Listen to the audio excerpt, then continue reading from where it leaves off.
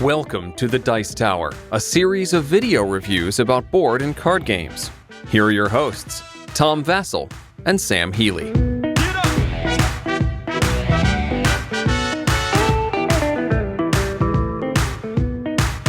Hey everybody, I'm Tom Vassell. I'm Roy Candy. Sam Healy. Welcome back, folks. Hey, this is part two, really, of our review. We reviewed Clank Legacy Acquisitions Incorporated already, but we had played...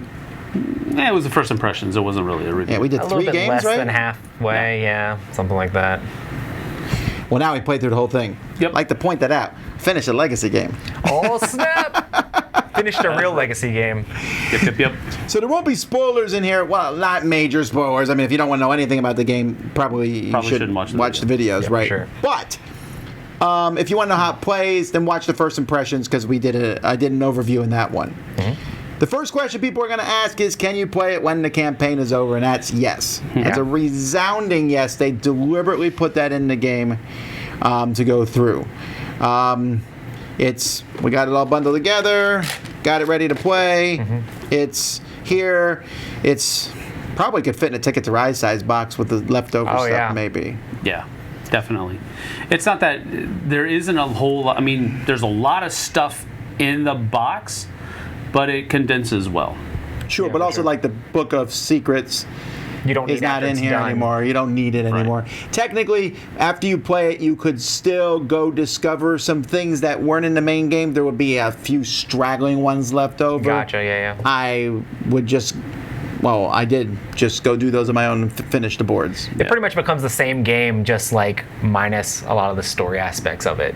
But you still Sure. have that advanced Clank. You were saying before that it was like Clank Legacy, or Clank if there was like 2 expansions thrown into Clank. I agree. If you play Clank and you don't want to play through the story of Clank Legacy and you just want to play this game, I could teach it to you and say, here's a few minor differences, and that's it. Yeah. Yep. Okay, so the campaign is over. We have to give credit to the winner, which was me. That's a lie. It was Roy. Woo! Employee of the month. Yeah, it was fun, and it comes with like, I don't want to spoil anything, but it's cool. It's cool. A piece of cake. That would be awesome. The cake is a lie. No, it wouldn't. Alrighty, so Disgusting. I think we like the game in order from Sam to me, but I might be wrong. So what is your overall impressions? My overall impression of the game is that I still like the space one better, Clank in Space. I like that one better, and the reason is because I just like the different levels that you have to go through, the gates that they have, that you have to get that little key card to be able to go through that. You can't go through that until it's there. I like that stopgap, I guess you could say. With this one, there were many times where it's been the one thing that I've really kind of said with Clank in general. You can go in and get something and get right back out, and that will truncate the game. And I was able to do that. I didn't always win, of course, but I did win once doing that. And it was the lowest scoring game. It was the lowest scoring game. So I do have that. But I was able to do it. I don't like it when games allow you to do stuff like that because it truncates the experience for everybody else. I will say, though, that in this game, it is way harder to do for sure. than regular Clank to get in and get out. Which kind of confirms what I've said about Clank all along, that it's easier in regular Clank to do that than it is in this one. Well, no one was arguing with you on that point. Yeah, but it's just one of the things that I doesn't just don't bother like me about at all, that really. I like Yeah. the fact that someone can get in and get out.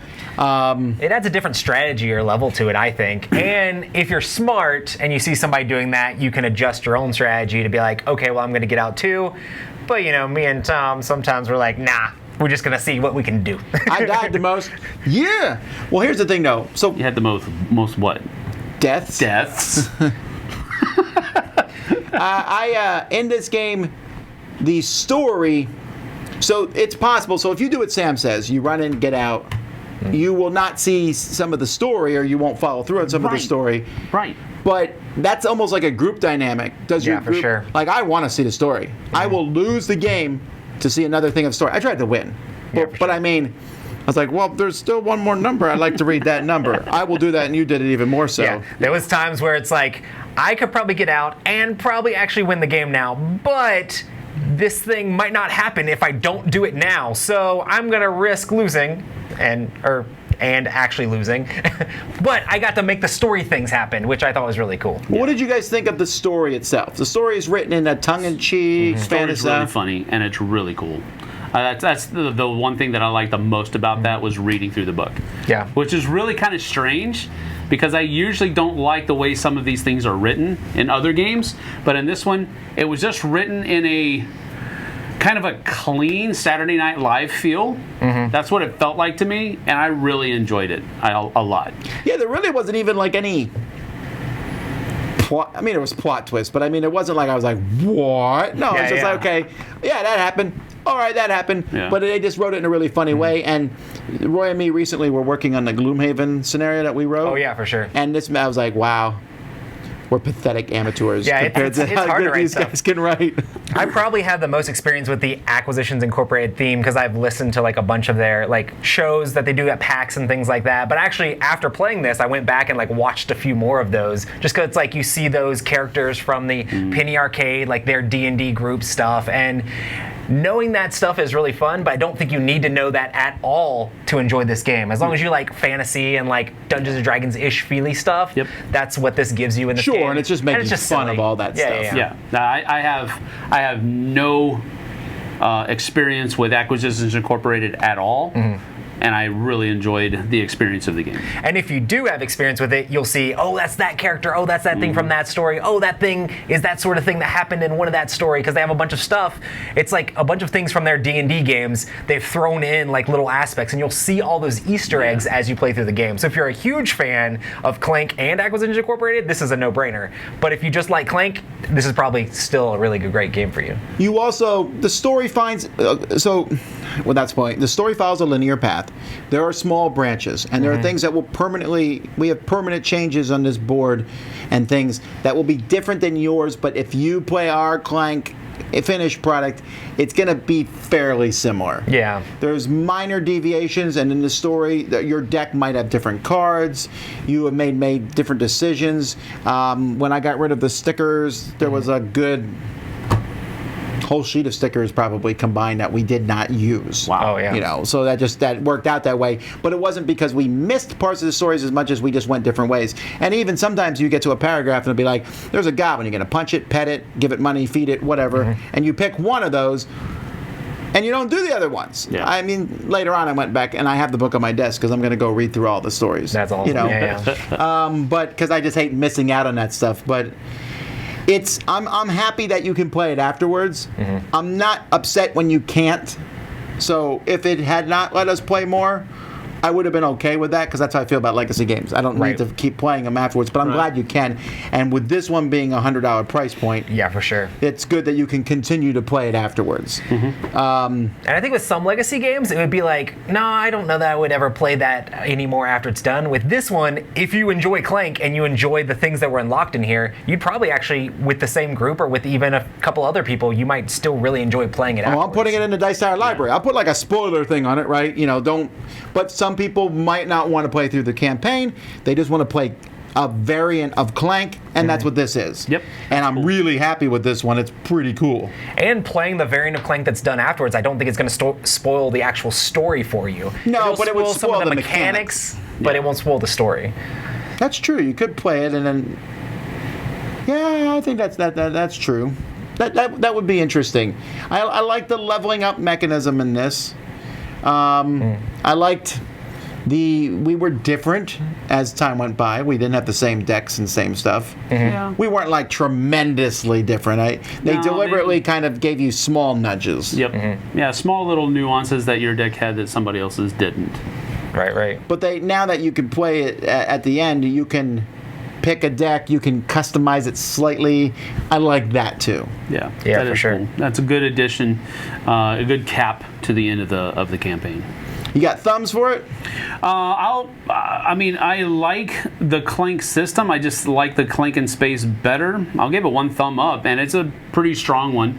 But not quite two thumbs for me, just because it has a lot of pull back to the original Clank that I wasn't a huge fan of.